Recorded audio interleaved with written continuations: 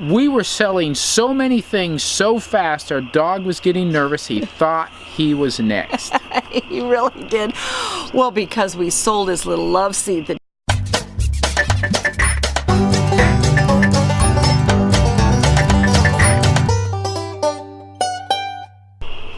So listen, do you hear the crickets? all I know is It's not early morning. all I know is it's finally cool. We were 102 it's hot today. 102. Oh goodness. So We shouldn't complain. Okay, we're not flooded. We're not flooded. Doing tornadoes. That's right. We're not in boats getting rescued from our water. We're in the Northwest and we're dry and hot. It's so funny because we look at homesteads all across the nation and they're green, green, green, green, green. And we're sitting here in Oregon and we are dead dry. If we Nothing. weren't running watering irrigation onto our garden, it would be dead. Gone. Yeah, forget it. Hello. It's nighttime and we haven't done anything yet. So we have this great thing we've been going to do all day. Well, this kind of great thing. I've been busy. We've been busy. Yeah. Yeah. In fact, what we're going to talk about is a little bit of what kept us busy. That's right. We have had some great experiences using Craigslist. And that's not necessarily a normal homesteader's thing to do, but it can be a very effective if you have something you want to sell or something you need to buy. And we're going to talk a little bit about how to use it safely and effectively, more effectively than anything else. And safely. Yeah, and safely. We've had great success. And in fact, as we announced here recently, we're getting ready to do a move. We have a lot of items that just wouldn't make sense to take up room in a truck and store for a while. Well, I think it tells you where our heart is. We're taking all of our homesteading stuff and no furniture. Well, we do have to admit, some of the older wood we had reclaimed from various places for free, we did give it to somebody. Yes, we did. And did he tell you what he's making? No. He has a lot of stumps in his yard that have been cut down. So he's making like a treehouse fort thing from stump to stump for his son. Oh, how fun. Well, we gave him the exact right wood. Yeah, that's what he needed. So that's going to be good. What we did in that case is, here's this pile of lumber. We really couldn't leave it behind. Our landlord would not have been happy about that. He's okay with us having it here, but leaving it behind, no. Put an ad in there that we had it. We got it free from someone, so we gave it free. We had 6-7 calls, I think, on it. Yeah, and that's within a day. Oh yeah, for sure. So it was half like a day. Immediate. So free things, you can get responses. But what we did that was effective is we took some great photographs of it, different angles, the light being appropriate, and then a good description. So that there's no doubt what it is, because if you just say free wood, well, yeah, free wood, you want me to haul off your trash. Well, some of this was not the best, but most of it was exceptional. So he got a great, he was picking up the small pieces, things I didn't think he was going to take, he took. So it was great. So let me just back up for a second, because I'm the one who put all this stuff on Craigslist. Let's talk about safety for a second. There's a place for you to put your name and your address and your phone number and all of that.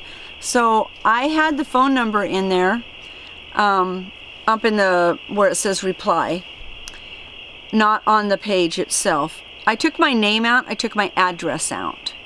So when they called the number, they did not know who they were talking to. And so as they became interested in whatever it is, and I could kind of screen them, and they were ready to come over, then I says, may I have your name? My name is. And that way, at that point, we'd already filled each other out that it was an okay thing. So that's important that you set up the safety for it. You always take cash, and we'll tell you one way that we didn't. And then I'm going to tell you about a scam that if you ever see that, it's just a big red light, because we did get this response. I really like what you're selling. Not specific. I'm out of the country right now. Let me send you a check and I'll be able to da-da-da-da-da. Red flag, that's bogus, that's fraud. Not sure how their scam works, what they're going to do, but at some point they're going to get your information. Don't ever say you take anybody's money order or check that they're sending to you from long distance, because that is a total and absolute scam. So the people that buy from us buy with cash, period. Except for one exception, which we'll tell you about. Which was actually cash. It was cash. Yeah. Okay. In a different way. So there are ways that people can take advantage of you, and you don't want just anybody coming to your home. Now, most of our items were things that we had to take care of here at our home, but we had taken the precautions to screen the people who were absolutely. coming. We were comfortable with the people were coming. We'd had conversations with them. We understood a little bit about them. So that's important. You don't want to just blab your information out to anybody. Most people aren't trying to take advantage of you, and I suppose in some areas, larger cities, it probably happens more. But you need to take the precautions and make certain that you know a little bit about the people that you're talking to before you invite them over. So that said, we took really nice pictures of the items, and I could have sold 7 dining room sets. How long till you got the first call on that? Oh my goodness, I think I had the first call within a half an hour. Yeah. So. And you never want to, you can hold on to something if you felt them out, and like they said, I will be there at 3:30, will you hold it? Then I will, this is what I say to them, I will hold it for you, but if someone else calls, I'm going to be calling you at that point so that we can talk about how you're going to be here and pay for it and all of that. You don't want to wait for somebody to show up later. Because I did have one person that was going to come, waited the whole night, and called the next day and says, I got it from my neighbor instead. So if you have subsequent callers, then that's the time to go back to the first one and say, okay, I have somebody who wants to come over, so we need to work out something if you really want it. And if you're not committed enough to work something out, I'm going to have this other person come and take a look at it, and if they take it, they take it. It's first come, first serve. If you start holding things for people, then you're going to get burned. You don't want to do that. We had someone who really, really wanted something, and they couldn't get it on Saturday. They didn't want to come on Sunday, and we don't have people come on Sunday anyway. And so they couldn't come until Monday. And we had her take her money and put it into his PayPal. And it was paid for then. And we don't care, when they come then, because it's paid for. We have the money, and it's immediate. Yeah. So those of you who are nervous about PayPal, haven't used PayPal, once again, there are precautions. There's things you don't want to be stupid about, but it's very safe. If somebody is personally transferring money to you, there's not a charge for that. If you're selling items, there is a percentage that they take, but if you're just transferring money between people, they really make their money on the interest they earn while your money is in their hands, because it takes a little bit for it to move from one place to the other.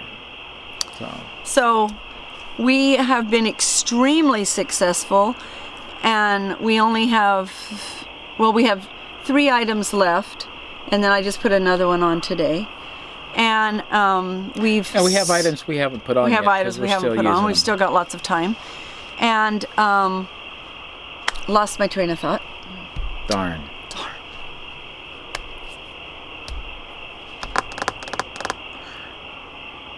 Go ahead if you got something. One of the main points that we're making, for those of you who aren't familiar with Craigslist, it's a great way to sell things locally and to buy things locally. So don't be afraid of it. Get familiar with it. You can use it. It's effective, highly effective. if you do a good job of creating your ad that's there. And it's not that hard to put it together. It's a very simple system. They've designed it to be that way. I remembered. I knew if I talked long enough you would. Out of courtesy to the public, the moment it is sold, go in. This is crucial. Underscore this. Please, please, please do this. You cannot understand how frustrated people get if you don't do this. So the moment it sells, go into the room, open up your account on your Craigslist, and hit delete. Or I had one where I had 3 different items on one. Go in, edit it, take off those other items, and get them out of there, because you don't need to get phone calls for things that have already sold, and they don't need the frustration. Now, some people will write down the information and save it and call you a lot later, but I think more and more people are learning that's not effective. Yeah, you gotta call. If the ad is active, you can expect that it's still available. If the ad is gone, you can expect that it's gone. And that's the real trick there. You know, it's like the garage sale. You know, you can't expect to go to the garage sale in the morning, see something you really like that's just perfect, the right price, come back that evening and be able to find it. Probably not going to happen. If you see it and you like it and it's a price you're willing to pay, get it then. Now, let me take it from the other perspective. There's something I really want to buy on Craigslist. I have emailed. In fact, that's the only way this person left me their thing, was to email. I have not heard back from them whatsoever. So out of courtesy for mine, when I had people email me, I had 4 different people on my dining room set that emailed me. I sent them a thing saying, a response saying, I'm sorry it's sold, I'm sorry it's sold, I'm sorry it's sold, I'm sorry it's sold, I've removed the ad. And I got notes back from them saying, thank you so much for telling me that. So because I have not heard from this person, I don't know if it's sold, I don't know if it's not sold, it's still on Craigslist, and they're not responding. Courtesy key. Courtesy key. If you're going to advertise on Craigslist, whether you're expecting phone calls, texts, emails, I don't know what else you might expect, whatever it might be, a knock on the door, be available. Yeah. Don't advertise and then disappear. Come on. I mean, that's ridiculous. So we're going to see our son in a week and a half. I will suspend the stuff that's on Craigslist while we're gone, because they can't come and see it. It's just going to be a frustration for them and us, and then I'll put it back on when I leave. The second part of what I'm saying is be monitoring whatever means you're advertising for them to contact, and respond as quick as you possibly can.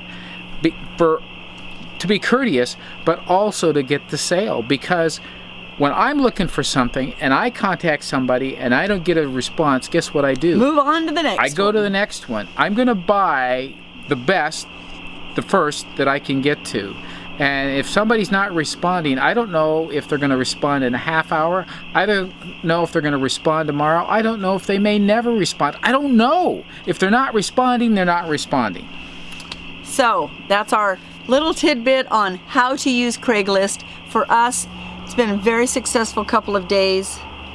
I was very happy to know that people absolutely did not call on Sunday. That made me thrilled. And we were selling so many things so fast, our dog was getting nervous. He thought he was next. He really did. Well, because we sold his little love seat that he sits on and looks out the window. And so we had to move a little easy chair over there for him to sit. Which we're hoping to sell. So thank you, and share this information. If you think it would be of use, share it. We would love that. If you've had some Craigslist successes, share them. If you've had some Craigslist nightmares, share those as well, because we can all learn from those mistakes or things that went awry so that we avoid them. Thanks for watching.